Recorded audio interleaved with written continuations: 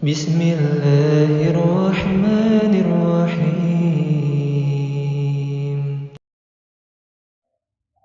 Alhamdulillah, para jamaah Bapak Ibu rahimana rahimakumullah taala, tidak ada kalimat yang paling pantas kita ucapkan, yang paling mulia, melainkan syukur kita kepada Allah Subhanahu wa taala, yang mana pada kesempatan malam yang berkah ini alhamdulillah kita masih diberi nikmat oleh Allah, baik itu nikmat sehat, nikmat waktu. Dengan nikmat ini alhamdulillah kita bisa beraktivitas, kita bisa ibadah seperti biasanya, menunaikan kewajiban ibadah sholat 5 waktu, terutama berjamaah, kemudian ibadah-ibadah sunnah yang lainnya, yang insya Allah itu bisa memberikan manfaat yang besar kepada kita. Karena sebaik-baik manusia ketika dikasih waktu, dikasih umur, maka bisa digunakan untuk kebaikan, digunakan untuk banyak beribadah kepada Allah, digunakan untuk mentaati perintah-perintah Allah, dan juga bisa dimanfaatkan untuk melakukan hal-hal yang bisa memberikan manfaat untuk dirinya dan orang lain. Itu adalah sebaik-baik manusia yang hidup di dunia. Khairun nas man tala umruhu wa hasuna amaluhu. Sebaliknya, apabila manusia ketika dikasih umur oleh Allah, waktu yang longgar, umur yang panjang, kesehatan, namun tidak digunakan untuk melakukan amal-amal kebajikan, bahkan lalai, lupa ibadah kepada Allah, meninggalkan perintah Allah, bahkan masuk dalam kubang maksiat, terjerumus dalam perbuatan-perbuatan yang diharamkan oleh Allah, maka orang yang seperti ini, kata Nabi, seburuk-buruk manusia, sejelek-jelek manusia, syarrun nas man tala umruhu wa sa'amaluhu. Umurnya panjang, banyak sehatnya daripada sakitnya, tapi juga banyak keburukannya, banyak dosa-dosanya. Jangan sampai kita menjadi orang yang dicela dan dihina oleh Allah dan Rasulnya. Naudzubillah. Kalau orang sudah dicela oleh Allah, dihinakan oleh Allah dan Rasulnya, maka tidak ada harapan kecuali harapan yang buruk, bahkan merupakan manusia yang paling rendah derajatnya di sisi Allah Subhanahu wa taala. Benar apa yang telah dibacakan oleh imam tadi tatkala kita melaksanakan ibadah salat, maka imam tadi membacakan di dalam surat At-Tin, surat yang 95, yang dimana Allah Ta'ala mengingatkan kepada kita bahwa kita sebagai manusia diciptakan dalam keadaan yang baik, keadaan yang sempurna, yang dimana manusia adalah merupakan makhluk yang betul-betul memiliki kesempurnaan daripada makhluk-makhluk yang lainnya. Dikasih akal, punya pikiran, punya hati. Maka disitulah yang disebut al-insan. Ketika manusia diciptakan oleh Allah dengan sempurna, sebaik-baik ciptaan daripada binatang, daripada hewan, bahkan juga malaikat maupun jin, namun ketika hidupnya tidak memberikan manfaat baik untuk dirinya maupun orang lain, bahkan tidak berkualitas, bahkan sebaliknya menjadi manusia yang sombong kepada Allah, ingkar kepada Allah, tidak mau ibadah kepada Allah, tidak mau mentaati perintah Allah, maka apa yang terjadi? Maka yang namanya manusia yang seharusnya menjadi makhluk yang sempurna, yang seharusnya menjadi makhluk yang baik, bahkan lebih baik daripada makhluk yang lainnya, maka yang terjadi oleh Allah akan dikembalikan menjadi makhluk yang paling hina, bahkan lebih hina daripada makhluk yang lainnya, baik hewan, jin maupun yang lainnya. Maka dari situ kita bisa memahami apa yang telah disampaikan oleh Allah di dalam firman-Nya, walaqad khalaqnal insana fi ahsani taqwim tsumma radadnahu fi asfala safilin. Kami ciptakan manusia dalam keadaan yang paling baik. Takwim, qawim, ya. Yang paling baik, yang paling kuat.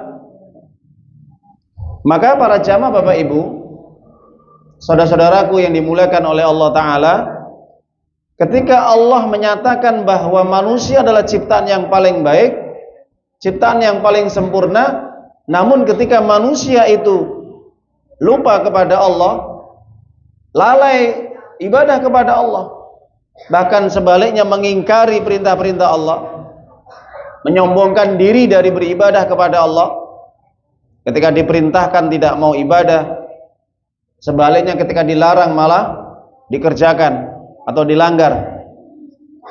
Maka manusia yang seperti ini, kata Allah, tsumma radadnahu asfala safilin, ya, kami kembalikan ke tempat yang paling rendah. Tsumma radadnahu asfala safilin. Para jamaah Bapak Ibu yang dimuliakan oleh Allah, para ahli tafsir sebagaimana Abu Aliyah Imam Mujahid mengatakan bahwa ketika manusia yang ketika diciptakan oleh Allah dengan ciptaan yang baik, yang seharusnya dia menjadi manusia yang taat, menjadi manusia yang beriman, tapi sebaliknya malah dia mengingkari Allah, mengingkari ayat-ayatnya, menyombongkan diri, tidak mau ibadah, tidak mau sujud. Sebaliknya malah berani menentang agama Allah, melakukan perbuatan-perbuatan maksiat, perbuatan yang diharamkan. Maka orang yang seperti ini, para jamaah Bapak Ibu, akan dikembalikan ke tempat yang paling hina. Tempat yang paling hina itu apa? An-nar, neraka. Jadi ujung-ujungnya manusia itu ketika nanti setelah dibangkitkan oleh Allah, mereka akan memasuki neraka. Para jamaah Bapak Ibu yang dimuliakan oleh Allah Subhanahu wa taala, kalau kita kembali kepada penjelasan-penjelasan para ulama, mengatakan bahwa orang yang disebut asfala safilin, orang yang paling hina, yang paling rendah adalah siapa mereka? Yang pertama, mereka adalah orang-orang kafir. Orang kafir adalah makhluk yang paling hina. Orang kafir adalah makhluk yang paling rendah derajatnya. Kenapa? Karena ketika mereka berani mengingkari ayat Allah, menolak perintah Allah, tidak mau membenarkan apa yang disampaikan oleh Allah, yang diberitakan oleh Allah, dan tidak mau mengikuti syariat yang dibawa oleh Nabi Muhammad SAW, maka itulah orang-orang yang kufur, ingkar, kafir.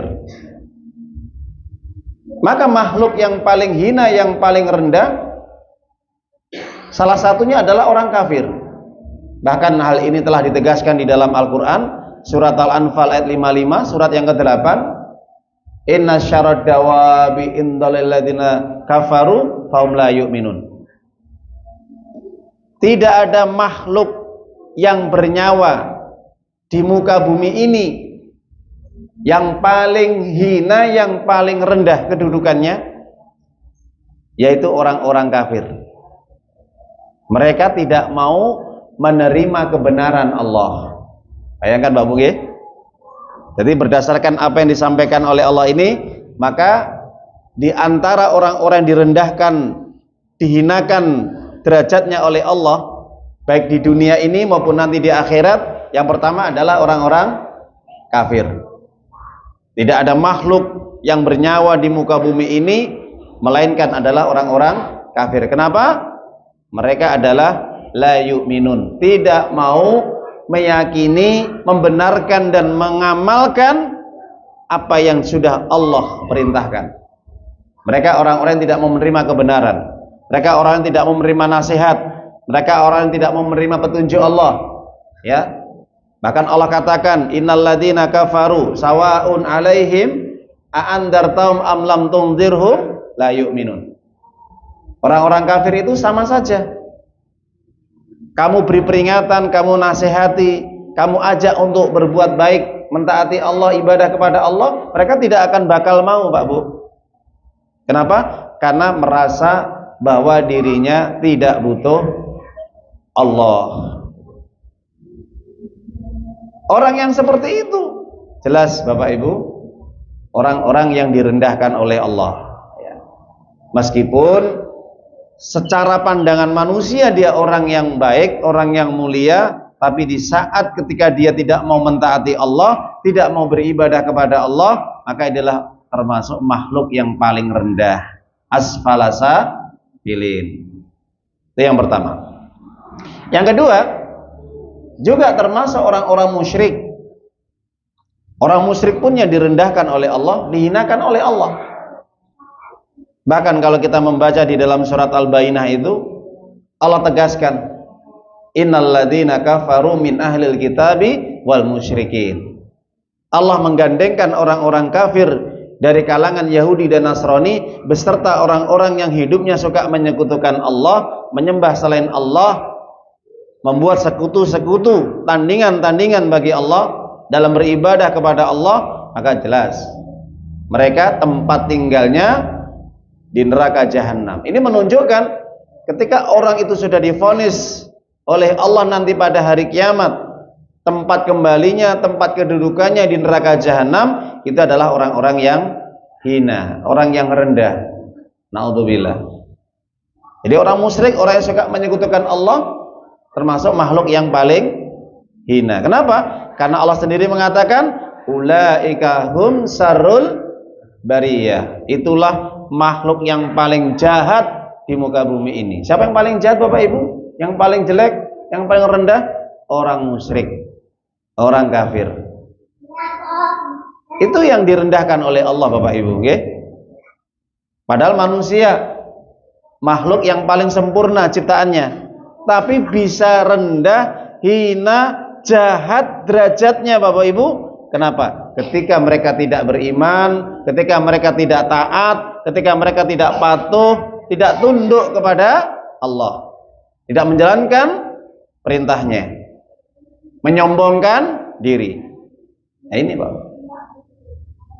Begitu juga Bapak Ibu, saudara-saudaraku yang dimuliakan oleh Allah Ta'ala, termasuk makhluk yang dihinakan oleh Allah, direndahkan oleh Allah.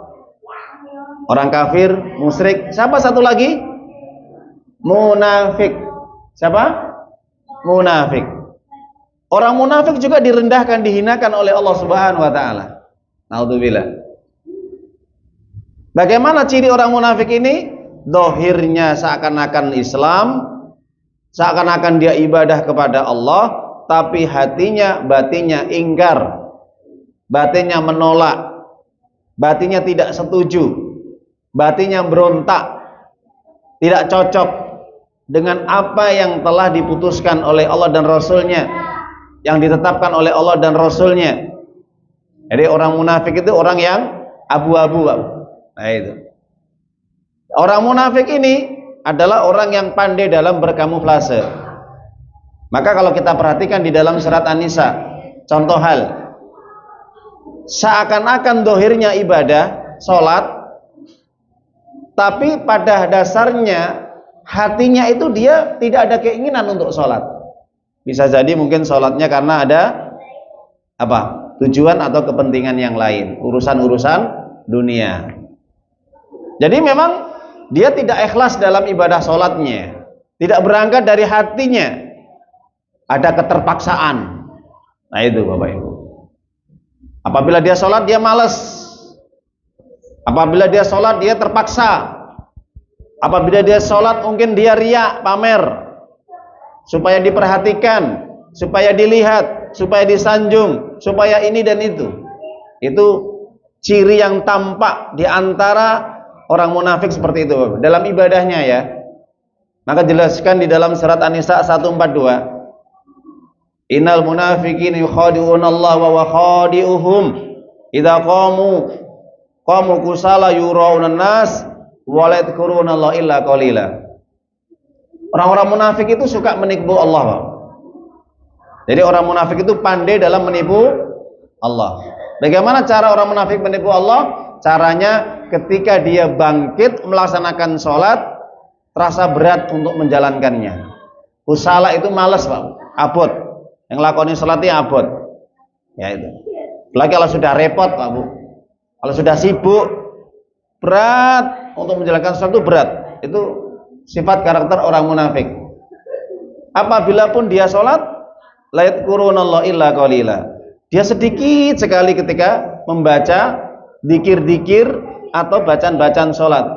Artinya para ulama mengatakan dia mempercepat sholatnya agar selesai, agar supaya pekerjaannya nanti bisa dikerjakan lagi, sehingga seakan sholat itu hanya sebatas menggugurkan kewajiban. Jelas Bapak Ibu nggih? Jadi hati-hati ini. Jadi memang dasarnya dia itu memang tidak betul-betul murni ikhlas untuk melaksanakan ibadah sholat secara total. Ya, jadi ada rasa berat dalam hatinya. Seandainya pun misalkan dia kerja, temannya semua sholat, tinggal dia mungkin kebiasaannya nggak sholat di rumah, terpaksa dia sholat. Karena untuk menutupi rasa malu, rasa isin itu. Atau mungkin ketika dia ingin sholat, mungkin karena ada sesuatu yang dituju, entah itu karena memang ingin menikahi wanita, atau mungkin karena ada sesuatu yang dia inginkan. Nah ini Pak, itu namanya apa? Ya itu munafik. Makanya orang munafik itu jelas sholatnya celaka Pak Bu. Wailul lil musallin alladzina hum an sholatihim sahun alladzina hum yura'un. Dan orang munafik itu Pak, itu selalu mengakhir-akhirkan sholat, ya. Jadi selalu menunda-nunda waktunya sampai habis. Dan orang munafik itu juga kata Allah kikir dalam hartanya. Wa yamna'unal ma'un. Berat untuk mengeluarkan hartanya di jalan Allah itu berat. Itu orang munafik. Ya, nanti bisa dibuka di dalam surat Al-Maun, ya. Di dalam surat Al-Maun ada, juga di dalam surat At-Taubah ayat yang ke-68. Itu. Jadi Allah kabarkan, Allah beritakan makhluk yang paling rendah, makhluk yang paling hina di sisi Allah menurut pandangan Allah dan Rasulnya adalah orang munafik. Makanya sampai-sampai Allah turunkan satu surat di dalam surat An-Nisa 145, ya. Itu kalau kita mulai baca 142 sampai 145, itu sifat munafik dalam hal ibadah, dalam hal ibadah sholat terutama. Nah, kalau sudah menipu Allah, menipu Rasul, dan menipu orang-orang yang beriman, maka ketika dia tidak bertobat dari sifat kemunafikannya dia, maka Allah sudah sediakan tempat tinggal di dalam neraka yang paling hina, yang paling rendah, yang paling bawah. Itu tempat tinggalnya orang munafik Pak Bu, nanti di akhirat ya. Kenapa? Ya tadi, orang munafik itu dohirnya sanan Islam, tapi dalam hatinya benci terhadap ajaran Islam, syariat Islam, ya, aturan-aturan Islam, hukum-hukum Islam. Itu benci Pak, tidak suka dia dalam hatinya. Makanya sampai Allah sediakan itu tempat tinggalnya orang munafik itu sampai yang paling bawah, bahkan lebih bawah daripada orang kafir dan musyrik. Innal munafikina fi darkil asfali minan nar walan tajida lahum nasira. Sesungguhnya orang-orang munafik itu nanti pada hari kiamat akan ditempatkan oleh Allah tempat neraka yang paling dasar, yang paling bawah sendiri. Lek ngarani wong Jawa intipin neraka. Bayangkan Pak Bu, neraka yang paling ringan saja siksaannya itu apabila diletakkan kaki manusia, ya, itu menempel dengan kerikil pasir neraka itu sampai otaknya mendidih, saking panasnya ke atas, ya. Itu yang paling ringan Pak Bu, okay? Itu neraka yang paling ringan. Jelaskan dalam hadis sahih. Bagaimana dengan siksa yang paling berat, dan ini akan dialami orang-orang munafik nanti pada hari kiamat. Naudzubillah min dzalik. Innal munafiqina fi darkil asfali minan nar. Orang munafik itu tempatnya, kata Allah, ditempatkan yang paling aspal, sama tadi, yang paling rendah, yang paling hina daripada tempat tinggalnya orang-orang kafir. Sama neraka jahanamnya, Pak, tapi yang paling ngisor dewi, intipin rokok lek ngarani wong Jawa ta. Ya? Innallaha jami'ul munafiqina wal kafirina fi jahannama jami'a. Surat An-Nisa 140. Sesungguhnya Allah mengumpulkan orang-orang kafir dan orang-orang munafik itu sama dalam neraka jahanamnya, tapi levelnya nggak podo. Jelas ya? Podo mlebu neraka jahaname, cuman tempatnya nggak sama, Pak. Ya, ibarat orang itu kalau naik tangga, ya, dia tangga yang paling bawah. Seperti apa ngerinya, Pak? Nah itu. Maka tidak ada penolong bagi orang-orang munafik nanti pada hari kiamat. Makanya kalau kita selalu memperhatikan, menghayati, memahami, mendengarkan setiap ayat-ayat Allah yang dibacakan, Masya Allah. Itu kalau orang mukmin itu selalu apa? Takut. Kalau orang mukmin itu takut. Ya, takut jangan-jangan nanti yang menimpa dirinya. Sehingga akan dia berusaha untuk mendekat kepada Allah. Bukan malah menjauh, mendekat. Kalau orang mukmin itu kalau dibacakan ayat Allah, atau dia membaca ayat Allah, atau dia mendengarkan ayat-ayat Allah, atau dia mendengar nasihat dari ayat-ayat Allah, itu semakin mendekat, itu orang mukmin, bukan menjauh. Kalau menjauh itu orang munafik. Kalau menjauh itu orang kafir.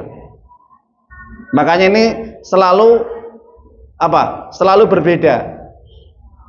Allah terangkan di dalam surat Al-Anfal, innamal mu'minuna alladzina idza dzukirallahu wajilat qulubuhum wa idza tuliyat alaihim ayatu zadathum imana wa ala rabbihim yatawakkalun. Surat Al-Anfal ayat 2, surat yang ke-8. Orang yang beriman itu apabila dibacakan ayat-ayat Allah itu bertambah imannya dan semakin bertambah takut kepada Allah, bergetar hatinya, Pak. Nah, semakin mendekat ya.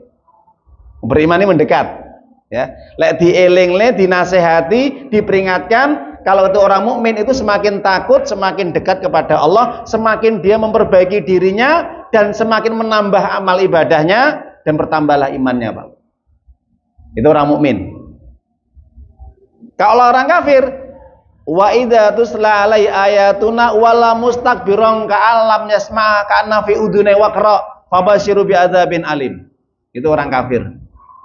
Surat Luqman, ya, ayat yang ke-7, surat yang ke-31. Apabila dibacakan ayat-ayat Allah, orang kafir itu menyombongkan diri, Pak, menjauh. Lah jenenge menyombongkan kan saya tebih nggih, saya dia minggat.